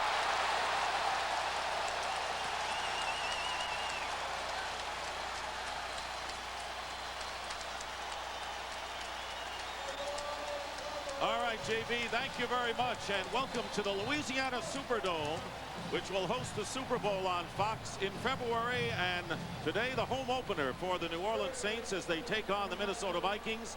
And their defense making its mark early on as the Vikings are forced to punt from the goal line. New Orleans defense setting the tone, and here is rookie Michael Lewis, who gives ground about 6 yards and is tackled back on his 40-yard line by Harold Morrow. So the Vikings coming in after coming back with a win against... Hi, I'm Michael Lewis. You probably heard I used to drive trucks for a living. Well, now the only truck I'm driving is my new Ford F-150 from Crescent Ford Trucks. While these guys aren't the biggest, I feel they have a great team of winners. They know their product and they treat you with the utmost respect. I would highly recommend you to shop Crescent Ford Trucks for your next new truck. After all, they are the truck authority. Crescent Ford Trucks on Jefferson Highway, down the street from Oxnard. Than anyone the last 3 years. Not bad for a kid who sat and watched 8 other QBs get drafted before him 2 years ago. Our own Joe Theismann goes over everything with Aaron Brooks from A to B. What a throw by Brooks. Brooks will dive for the score. Touchdown, New Orleans. Coming out of college, the 9th best quarterback in 1999. Joke. It's a joke. It's a joke. Not in your mind. I mean, you weren't the 9th best. Right, right. And you just wanted somebody to tell you why all those other guys were better. Yeah. No one could ever tell me. No one told me. I never got invited to any team's facilities to work out. 2 teams worked me out during the course of my senior year, which was Green Bay and a scout from Pittsburgh. I'm going to mention names. You tell me what you think as far as your evaluation of your classmates a little bit. You always thought about that. Hey, you're the one that said, I'm going to be a man, I'm going to be up front. You talk to me and tell me right up front. So I'm going to let you know Tim about Couch. everyone. Tim Couch. I think he got a lot more recognition than any other player out of our class due to the fact that what he did in college. They threw the ball every down. And in a sense, to me, was overrated to be a #1 pick. Dante Culpepper. Big guy, know the game, get out on the field, mobility, can run, and he can throw. Seemed like he make a lot of wise decisions. But you were better than he was. Yeah, no doubt. Okay. Donovan McNabb. Big East, that's all I'm gonna say. Big East Conference. Where would you rank yourself with the class that you were a part of? No doubt 1, but statistically and what I was given to work with, 2 to 3. Definitely a first rounder. Why the chip on your shoulder? Tell the world why there was this big chip that's getting smaller on your shoulder. Getting smaller now because I'm given the opportunity to really show the things I really am capable of, and which people denied me. You know, it's all put behind me. I'm not tripping off of, you know, I'm smiling now, and they hating because they probably don't even have me right now. So I'm just glad to be where I'm at, and I'm gonna continue doing it. Oh, Aaron Brooks talking a little bit, ain't he? You can check out AB, Joe Theismann, Paul McGuire, Mike Patrick, and Susie Colbert tonight, 8:30 p.m., Jets and Saints, right after. That have played for the New Orleans Saints, and I'm talking about 800-900 people that have been on the sidelines for the black and gold over the years. There have been a lot of guys who have downed those jerseys and downed those sweaters over the years. This week, many of the greats are going to be on hand. The Saints are celebrating their alumni weekend, and it also coincides with the Saints Hall of Fame's yearly induction ceremony. This year, 2 more all-time greats made the cut. And that is Jim Wilkes, the 305th player taken in the 1981 NFL Draft. He was a 12th rounder, ended up playing for 13 years. And Steve, first of all, let's talk about Jim Wilkes, a guy that you lined up and practiced against. How many battles did you have with this guy? Every day. I played against Jim Wilkes every single day. And I tell you what, he was one of the reasons that I was as successful as I was in the National Football League, because he was, again, another one of those unsung heroes, another one of those guys that got picked way, way down the thing, fell through the cracks, developed when he actually got in the league and became a very, very solid football player. Was really one of the better nose tackles in the league and was really kind of an unsung hero. But he was a guy that I got better at playing before because he always brought it every day. And I tell you what, he was a guy that you could end up playing with over and over again and end up playing against other people on Sunday, and Jim Wilkes was a lot better. You know, you think about 12th round, there's only 7 rounds in the NFL draft these days. So this is a guy that was, I mean, he was really a long shot to make the team. That was a down the road, yeah. And Steve, when you talk about a guy like Jim Wilkes, he was very emotional about getting into the Saints Hall of Fame. It clearly meant a lot to him to be inducted. I know you've known him a long time and talked to him recently. Talk about the emotion just you think that went through his mind when he was inducted into the Hall. That's a huge, that's a huge honor. And anytime, there's only a couple of National Football teams in the United States that actually have Hall of Fame. So anytime you have that kind of accolade put on you, it's a tremendous thing. And there's only one show in town here, only one show in the state here, and it happens to be the Saints. And to be part of that's a very good thing. And I think Jim realized that. He played his whole career here, as I did, and as also as Hobie Brenner did. And I think it's anytime you're inducted into that are fortunate enough to be inducted into the Saints Hall of Fame, it's a huge honor, and I think it's well deserved. Now, you alluded to the second guy that was inducted into the Hall of Fame. That's Hobie Brenner, 6th all-time on the Saints game played list. 175 games in the black and gold. 1987, Hobie Brenner went to the Pro Bowl. And really, the big thing that separated Hobie Brenner from most guys, he was like a third tackle on the offensive line. And there you see Hobie Brenner and his induction pulling down, and you see the beautiful portrait that will hang at the Saints Hall of Fame at the Rivertown Museum. And talk to me about Hobie Brenner, a guy that you lined up with for years and years and years. I don't know if there was a better blocking tight end in the history of the National. If there was, if there was a better blocking tight end than Hobie Brenner, I don't know where he is, unless he's in grade school now or something. But Hobie was a tremendous player. He was there every Sunday. I played my entire career with him. He always caught the great ball when he could, always caught the tough catches when he did. But I tell you what, when our running game was always on all 8 cylinders when Hobie was blocking, he was unbelievable. You know, you alluded to it for a moment, but the Green Bay Packers have a Hall of Fame that's really second to none. And then the Saints are really one of, I think, the only other team in the National Football League that has their own Hall of Fame. As a former player, what's it mean to you? It's got to be special just knowing that there's that fan base here and these people. It means that much to the people. Well, when you start looking back and you start looking at the Green Bay Packers and what Green Bay Packers meant to the NFL, you realize how important it is and what it means to have another city like the New Orleans Saints that have that same type of I guess that same type of feeling that they have for their football players and have for their team. They have that love for their team that's really second to none, and I think that makes the player feel good. I know that I've always felt very, very at home here, and that's always something that I've endeared myself to. Well, kudos to Kenny Tran and the guys at the Saints Hall of Fame. They do a wonderful job. They do a great job. They deserve every bit of the praise. I'm fortunate enough to actually be in the voting committee, so I'll do my best to get you in next year, big guy. Boy, do I have to politic for it or what? A chance to take put points on the board, and even if you kick field goals, we lost points, and Aaron made a bad decision throwing the ball, and they made another bad decision, and that's something we got to keep. We work on it all the time, and he's got to do a better job in the red zone. But that wasn't very good football today. Aside from those 2 bad decisions, Jim, how would you assess Aaron's play? I don't think he played very well today. I thought the offense didn't play very well as a whole. We dropped balls, we dropped screens, receivers open, drop balls downfield. And I thought it was poor. I thought it was poor performance. What is it about a team that makes them play so well on the road, then come home and not be able to get things going? I don't know. If I knew it, we'd fix it. I don't know why we play well on the road. I have no idea. Did the Jets do anything special to stop Ricky tonight? They played well tonight. They've started playing well last week as a defense. They got good players on their defense. They got a lot of talented players at linebacker, a couple speed rushers on the outside, big guys inside, and I thought they played extremely well. I give credit to them. They played really well on defense. So by your defense tonight? I thought we played well. I would have liked us to make some more plays, but when you hold somebody to 13 points and a number of turnovers, and we were making them kick field goals, we stopped them, and we stopped them at the end. It was third or second and an inch. We stopped them twice there, and I got to give credit. I thought the defense played well enough to win. We just didn't get it done on the other side of the ball. Are you concerned about Aaron's play? Well, I'm concerned about everybody in that side of the ball's play. Nobody played well, but yeah, I'm concerned. That's it. Well, what you saw with Turley, what happened? But they're out here. If I knew what happened, I don't know. I don't know what happened. I just know there was a face mask penalty on both sides, and then I don't know what happened. So. Coach, you didn't think at any point about bringing Jeff in, did you? No, I didn't. Don't be afraid. You can ask. Coach, I'm not going to ask you. No, you don't. You're not allowed to ask.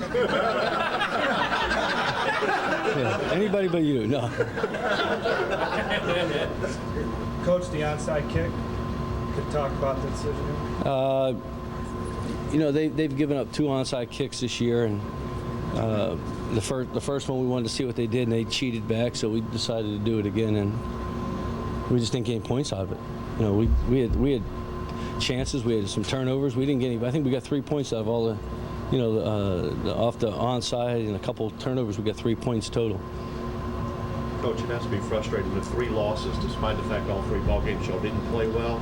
Still had a chance to tie it up at the end. Well, yeah, I mean, really, to be honest with you, we probably shouldn't have been in this game because, you know, I thought the Jets played well enough that they could probably put us away. But, you know, we hung around, and we just didn't get it done.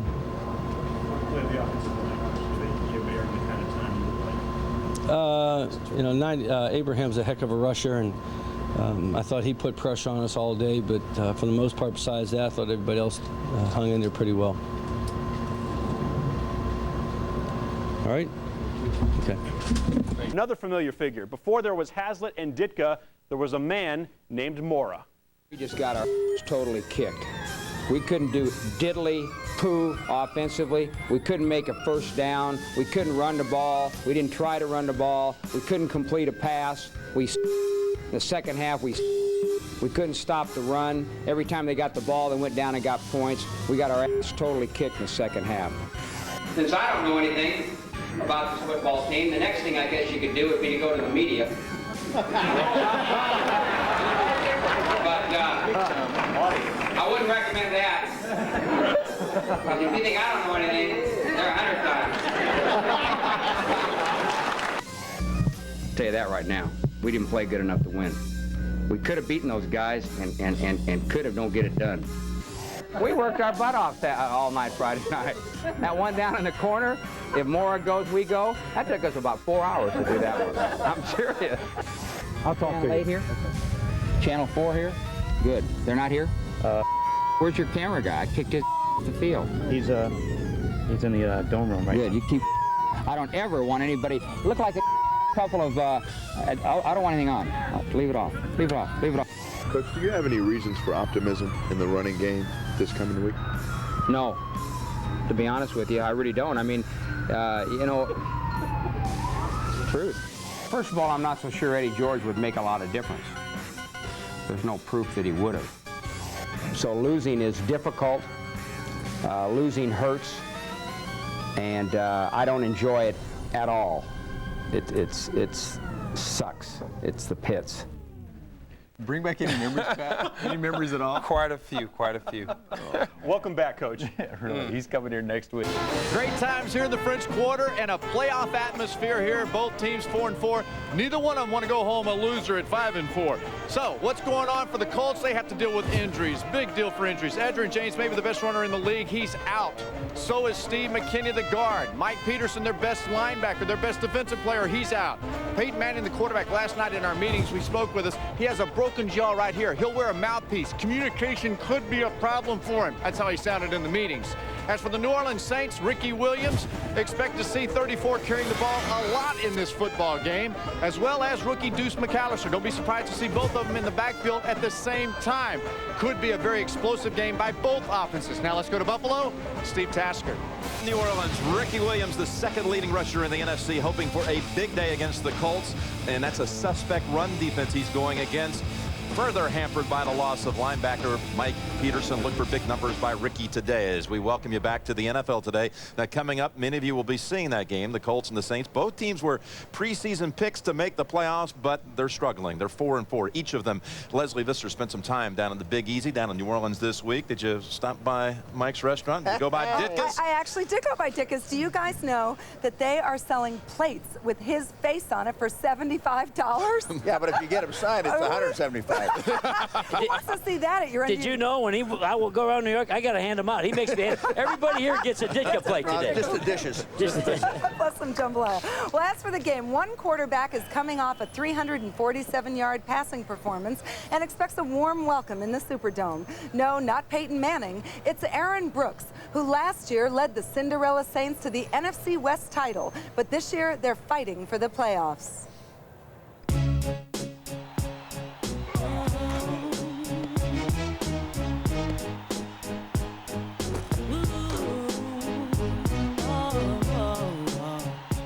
Our identity is squashed in the red zone. We can go from 20 to 20 in 3 or 4 plays. Just when we get down there, we just can't score a touchdown. Oh, it's dropped in the end zone. What is the secret of the red zone? Score. Score. If it were that easy, you'd do it. We've shown signs here and there, but overall picture says we're struggling. What do you think's happening in the red zone? Do you need Harry Potter? No, Need a wizard? we could use anything. I mean, we could use all the help we could get, but no, really, it's just something that every one of our games that we've lost have come down to the red zone. I mean, we're just not executing well enough to win games. What makes Aaron special? He's very in tune with our offense, and he's growing. You know, he's learning, as is everyone on this offense. So he's not a guy that I feel like I need to go to get him rattled in order to execute better. This is a show-me game. You have to come out and show people that you're earning your money. And Aaron is young, but hey, he's an NFL football player, and he has to earn his money just like Joe Horn has to.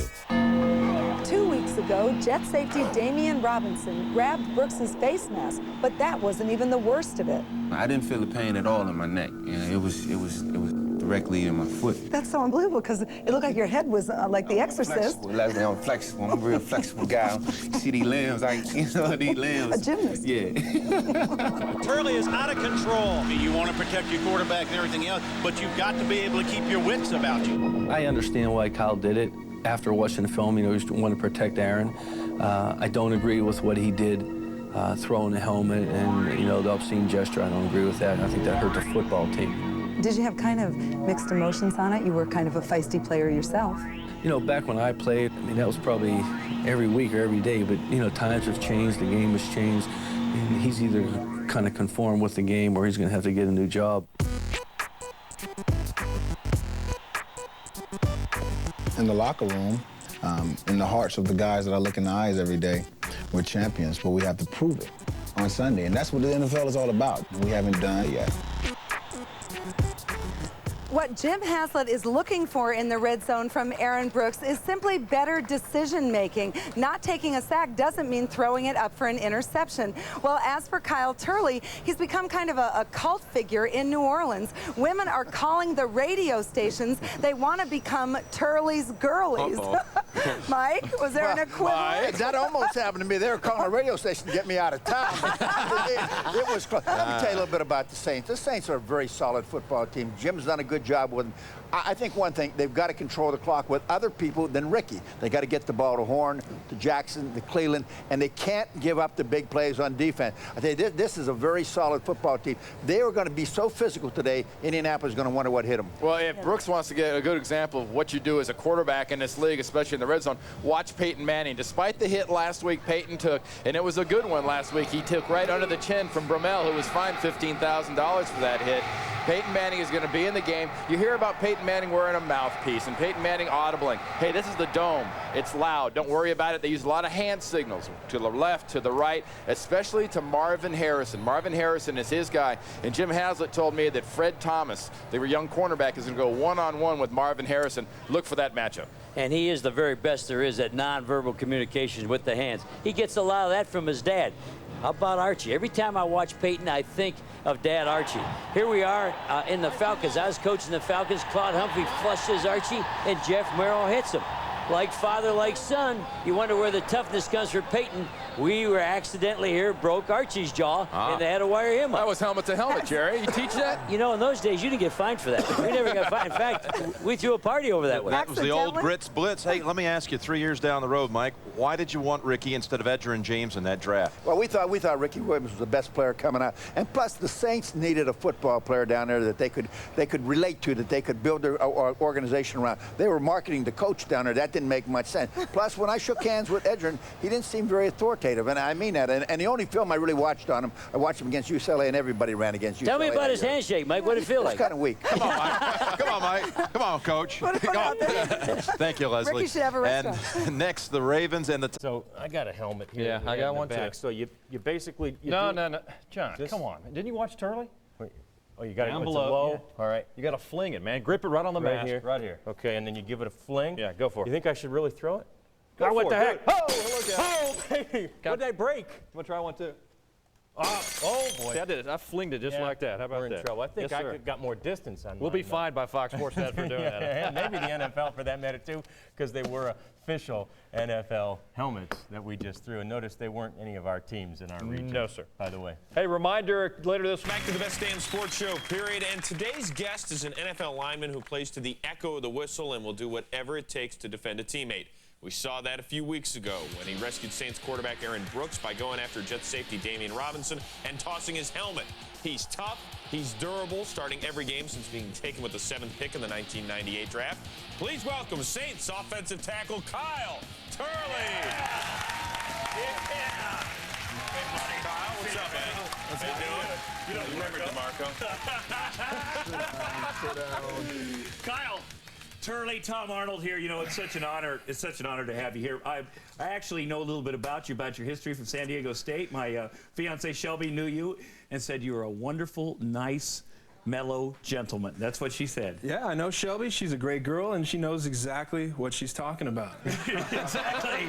She's a real person, and she knows real people when she sees them. That's right. Now, there has been a little controversy. I mean, everybody knows you from your hard play, but what happened at the end of the Jets game a few weeks ago? And look, I've been critical. Tom has had your back on this. DeMarco's been critical. In fact, we talked about it an awful lot on this show recently. Check it out. I heard cheers when you see stuff like this. Can you guys get a picture of this? Kyle Turley on the cover of this. Looking like he's a wrestler. This is the exact image the NFL is trying to... No, don't say yeah to this. I liked it. Wait, you shouldn't like this. This is the image the NFL is trying to get away from. We have spent the better part of 2 years trying to make sure that people don't think we're these big, out-of-control idiots that hurt people. And then we have Kyle Turley that takes the matters into his own hands and does it. But he was Okay, this is like Judge Judy's court. You get a chance to defend yourself here. Well, you know, I saw DeMarco pulled out the newspaper on me, and I got my own newspaper of my own. So I brought my newspaper here, and I want to give this and present it to DeMarco Farr and just present him with a question here.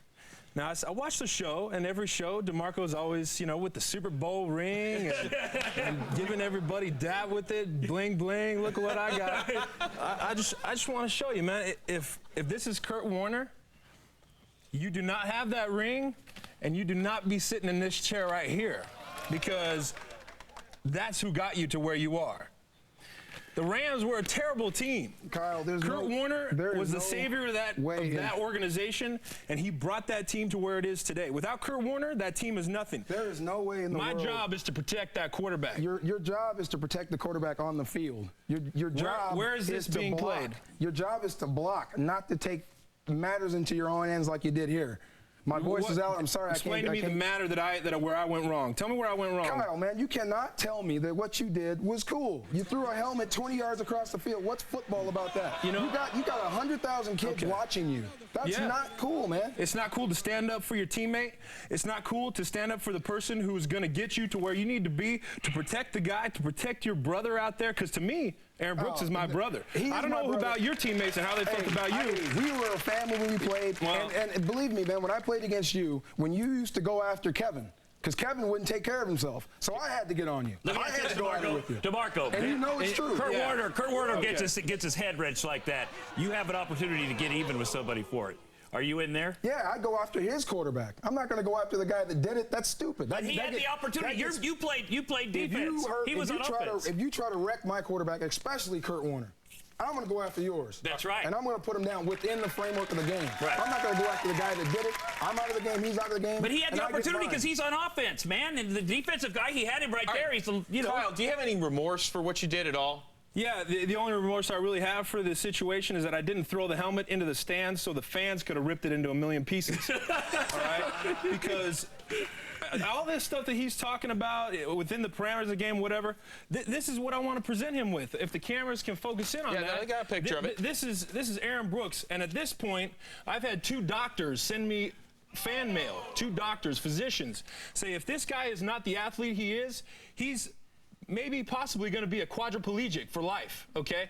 Now, that might not mean nothing to you because you want to, you know, play the way you play. I don't know where your loyalties lie, but my loyalties lie with this man right here. My loyalties I do not get paid to make this sacks. This right here would have won you the game. How do you know? You would have been on the Ifs one and buts. freaking yard line. Ifs and buts, candy and nuts, man. You're back up 15 yards. Hindsight's now you gotta- 20/20. Okay. Right. So, okay, Kyle, you can what you're say saying all is you want, you- but I know that you had to beat the because Jets. no, The St. Louis I had Rams to beat the save my Jets. quarterback. You have to beat the Jets. He had to I save had his to save my quarterback, but maybe it's just a little. Maybe after he got all excited, you might have went a little too far. Yeah, only because they threw the penalty on it. Okay. Exactly. Now, if they wouldn't have thrown the penalty on it, I wouldn't be sitting here. Well, I probably would still be sitting here. But you know, the thing about it is this. Okay. The 15-yard penalty. Okay. If I could take anything back. Yeah, of course I take that back. But I will never regret and never apologize for trying to help my quarterback out to save him from getting his helmet twisted off.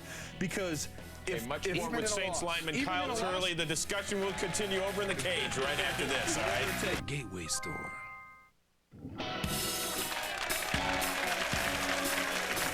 We're hanging out once again with Saints offensive lineman Kyle Turley. We were all just comparing tattoos, and once again, I lost the battle. You got a bunch. You got some. It's unbelievable. Hey, Kyle, I got to ask you a question. What was Aaron Brooks saying when he was having his head twisted? Was he saying anything to you? Well, if you watch the tape, initially I'm trying to get this guy off of him to say, okay, see, watch, you come in here, you see me, I'm trying to get off him, get off of him. And then at that point, Aaron Brooks, when his head's getting peeled back, he's saying, he's screaming bloody murder, telling me, get him off of me now, my neck is going, man.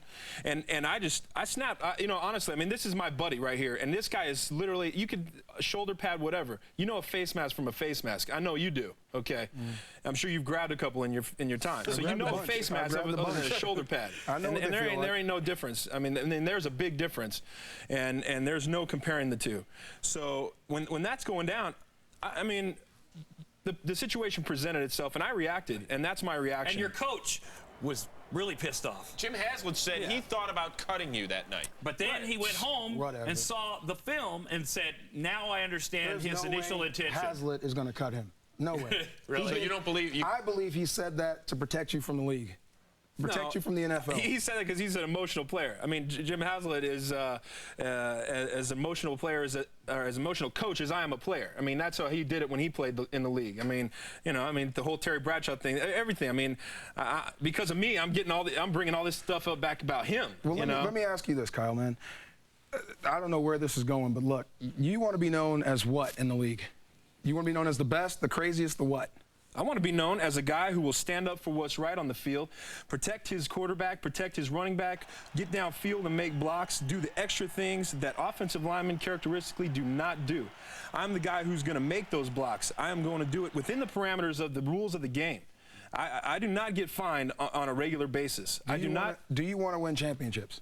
Yes, and you know, and that is my point in this situation right here, exactly. You can say one way and say, yeah, maybe I cost a team the game. You know, whatever, hindsight's 20/20. Whatever, you know, you could say might happen. You know, I don't know. Who knows if we would have won the game or not? Yeah, did I cost the team a good chance to possibly tie the game? Okay, yeah. What am I going to do? I'm going to say sorry and get down on my knees and ask for forgiveness? No, because I saved Aaron Brooks' neck, and against the 49ers, he broke out. Against the Rams? The Rams, well, yeah. But against the 49ers, after this incident, New York incident, against the 49ers and who we played last week. Let me say I get hit in the head a lot. Let me say one thing, man. I understand about protecting your teammates. I'm all for that. I had to protect my guys against you. That's just what I felt I had to do out there. But look, when you got the guy off, the is over. Pardon my language, but it was over. It was over. I saw you try to put your foot on the guy's shoulder to rip his head off. Yeah, I was trying to rip his face mask off. Trying to do to him what he tried to do to Aaron. And that makes, see how he might. And that makes what like sense? It. That makes what kind of sense? You know, not too much sense to people who don't know what's going on the football field out there. I found it enjoyable. And I would expect you to know what's going on. And even though Robinson's from Iowa, I mean, he was on yesterday. He says he's got nothing against Kyle. He understands exactly what happened. Let me just ask you that's one of my points also. What's that? Is that if that's Damian Robinson out there and he's getting his cap peeled back, or even if that's DeMarco Farr and he's getting his cap peeled back, I'm going to be there, okay? And I'm going to do the same thing for him that I did for Aaron Brooks, because that's my teammate. That's the guy I spend a month in training camp with blood, sweat, and tears, and then go through that season with. To do what, Kyle? To win football games, of course, but to be successful, you have to be consistent. And if Aaron Brooks is not on that football field, this machine does not run. And that's why I'm presenting you with this. If that is Kurt Warner, like I said, I had 2 doctors send me documents saying if this was not an athlete, his neck could have been seriously injured. If that's Kurt Warner in that picture and he's out for the season, you don't have that Super Bowl ring, you don't make the Pro Bowl, and you're not sitting in this chair right now. Hold on, let me wrap this up. Quickly, DeMarco. I have no problem with your intensity, man. I feel the same way that you do on the field. I go completely nuts sometimes. But the object of the game is to win. To win. I've jumped off sides to lose games. Made me sick. That's a penalty to lose a game. You can't lose a game when you're trying to run for a Super Bowl. That's just the bottom line. All right, you guys obviously have very different opinions. That's my point, too. All right, and the one thing we can agree on is that, look, we know that receivers, we see them dancing on TVs, running backs doing the same. What's happening in the trenches is real football here. You went against him twice a year. You guys don't like each other. It's okay. You don't like each other, and you have different opinions. That's all right. But it's all-out war in there, is it not? It's all in the game, though. I mean, that's who I am on the football field. I'm the guy who's going to stand up for his teammates, the guy who's going to go the extra mile to do the right things to make sure that we win the football game. If you rewind the tape and you watch, I'm blocking my ass off that whole game long, and then it comes down to that. And, yeah, do I regret the 15-yard penalty? Yes. Do I regret throwing the football helmet because of the whole media scandal and all this and that? Of course. Because there's people take it out of context and don't really, you know, they just make a story out of this. Guys, we'll go settle this in the cage. What we're going to do is have a little fun. The cage match. Exactly. Yeah. No, it's not going to be a steel cage match, but it's going to be close because actually you have to show us exactly the great technique of the helmet toss. All right, we're going to have a little fun here. Sit down. We're going to go over there and we're going to show, we're going to take shots at guys like John Sally, John Kruk. Anybody else over there? The helmet toss with Kyle Turley's next.